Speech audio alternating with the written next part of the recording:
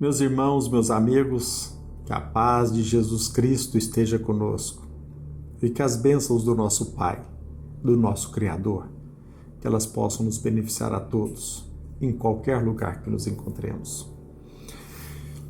Eu alimento o propósito hoje de tentar convencê-lo a abraçar o ânimo, a fé. Tenho notado muitos irmãos nossos sendo vitimados pelo desânimo, pela tristeza. Muitas pessoas não conseguem perceber a atuação de Deus no nosso dia a dia. Parece que tudo está perdido. Parece que não existe mais saída. De um lado, nós alimentamos a ideia de um mundo próspero, um mundo idealizado. De certa forma, nós buscamos a terra prometida, o reino dos céus.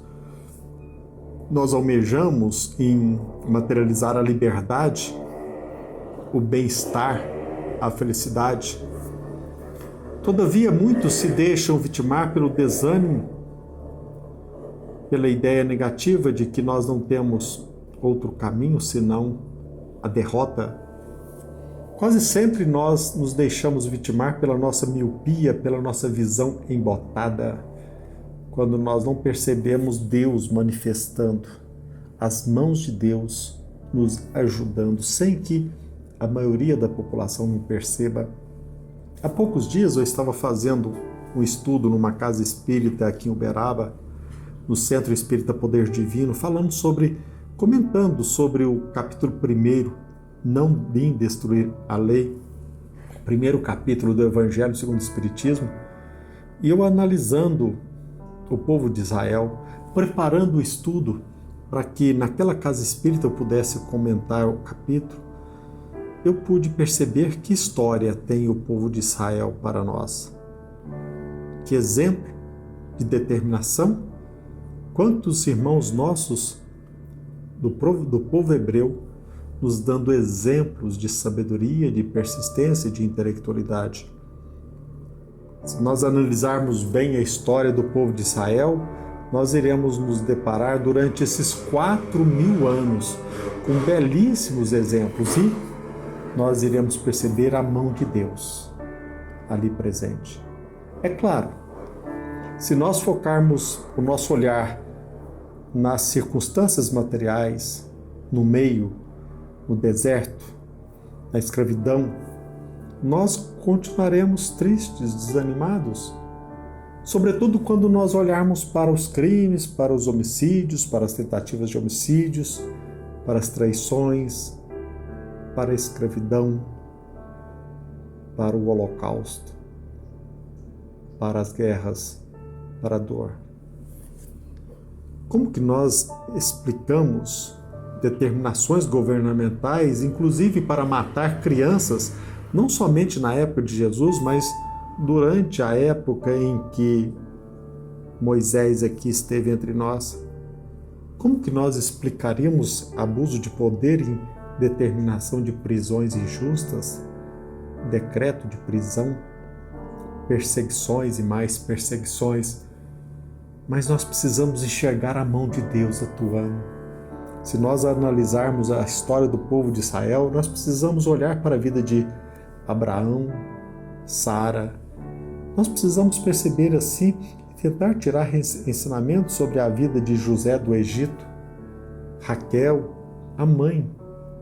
Nós precisamos tirar ensinamentos, luzes da vida de Moisés. Quantos ensinamentos Estevão nos proporcionou. E sobre Saulo de Tarso.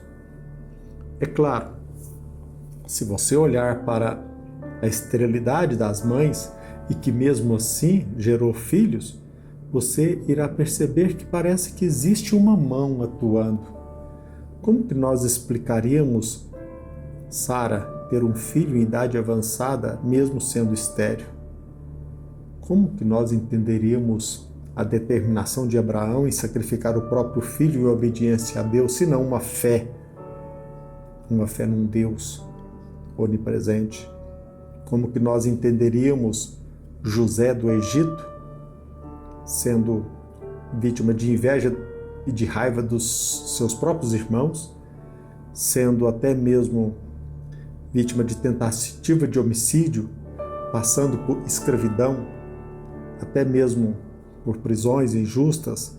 E ele, com a sua clarividência, com a sua mediunidade, com a sua visão, com a sua capacidade de interpretar os sonhos, mas não só, sendo um excelente, um exímio, um exemplo de escravo na casa de Potifar, mesmo sofrendo uma denunciação caluniosa da esposa daquele que o recebeu nos braços, mesmo na prisão tendo sido um exemplo entre os prisioneiros, ele, e depois de ter conquistado a confiança do faraó, por ter eficazmente interpretado os sonhos, ele recebe aqueles irmãos invejosos que tentaram o matar.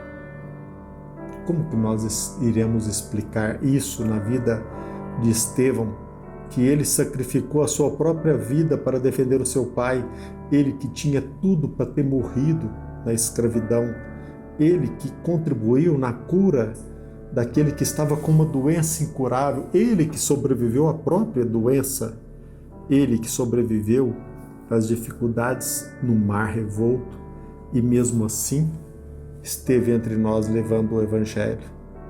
Como que nós entenderíamos a nossa existência sem a fé em Deus? Porque como entender o perdão de Estevão diante de Saulo de Tarso? E Saulo de Tarso, aquele doutor da lei que tinha plena convicção acerca da sua interpretação, da visão do Velho Testamento, da visão da lei, ele como doutor da lei, ele que determinou prisões absurdas, ele que determinou matança, inclusive concordou com a matança de Estevão. Como que nós não percebemos a presença de Deus quando Jesus Cristo se lhe apresenta à frente e chega para ele: Saulo, Saulo, por que você me persegue? Mas o que eu convido você a examinar a frase que Jesus Cristo endereçou a Paulo, a Saulo: duro é para ti recalcitrar contra os aguilhões. Duro é para ti recalcitrar contra os aguilhões. Até quando? Será quando que nós iremos perceber que a aflição é o caminho para a nossa própria libertação? Até quando nós permaneceremos escravos da nossa miopia, da nossa visão embotada em querer interpretar o mundo a nosso ver, do nosso modo míope de chegar à vida? Como é duro recalcitrar contra os aguilhões. Será que nós não iremos tirar proveitos dos ensinamentos, das aflições, das dificuldades, das intempéries, dos desafios? Será que nós não teremos a coragem de tirar a escama dos nossos olhos e perceber a presença de Deus em todo e qualquer momento da história? Será que nós continuaremos sendo escravos da tristeza porque determinado governante, determinado presidente, determinado jurista vem de forma arbitrária tomando decisões? Será que nós não percebemos a presença de Deus em cada momento da nossa existência? É claro, não manifestando para que o vejamos de forma clara, não se manifestando como nós gostaríamos que ele manifestasse. Como é duro recalcitrar contra os aguilhões, como é duro aceitar a proposta, o convite à cruz. Mas nós não seremos felizes sem pegar a nossa cruz, sem enfrentar os desafios, os sofrimentos, os obstáculos de forma digna. A revolta somente complica o nosso estado de espírito. Como é duro recalcitrar contra os aguilhões. Até quando nós seremos vítimas da nossa visão embotada? Deus está presente, meus irmãos. Deus manifesta. Deus está no leme. Não nos entristeçamos, agradeçamos a Deus pela oportunidade bendita de estarmos aqui. Não sejamos vítimas da mente cristalizadas, não aceitemos o convite ao suicídio, não aceitemos o convite ao desânimo, não desistamos. Deus manifesta. É claro que nós precisamos ser humildes para perceber que é no sofrimento é que nós iremos testemunhar, como fez Abraão, a fé em Deus. Sacrificar a nossa vaidade, o nosso egoísmo, a nossa visão míope e procurar enxergar com clareza a manifestação, a presença de Deus em cada momento da nossa existência.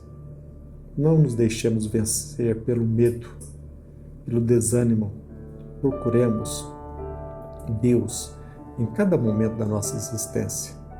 Desafiemos Deus. Peçamos a Ele que se manifeste e que nos mostre a sua presença. E mesmo assim, não tenha dúvida que se você tiver coragem, se cada um de nós tivermos coragem, se nós aceitarmos esse desafio, nós iremos enxergar Deus em cada momento, em cada detalhe. Porque Deus é nosso Pai, Deus nos ama. Não nos intimidemos por aqueles arbitrários, pelos ditadores. O povo hebreu, ele venceu traições, ele venceu a intempérie do deserto, ele venceu mentiras, ele venceu o holocausto, ele venceu a guerra dos 6 dias, quando ele nunca esperava vencer.